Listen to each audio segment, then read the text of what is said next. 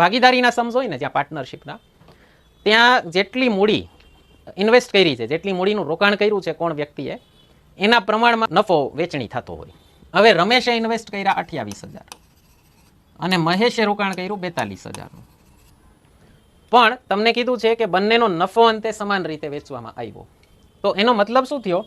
રમેશે 28,000 આખા 12 મહિના રોકાણ કર્યા, મહેશે 42,000 આખા 12 મહિના રોકાણ નથી કર્યા.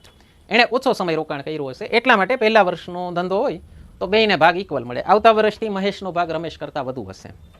તો આને છે ને ગણવાની બે રીત હોય. એક તો આને ગુણ્યા 12 કરો ઇઝ ઇક્વલ ટુ આ 42,000 ને ગુણ્યા x કરો, તો આ તમને મળી જાય મહેશે કેટલા મહિના રોકાણ કર્યું. 28,000 ભાગ્યા 42,000 ગુણ્યા 12 ઇઝ ઇક્વલ ટુ મહેશના મહિના.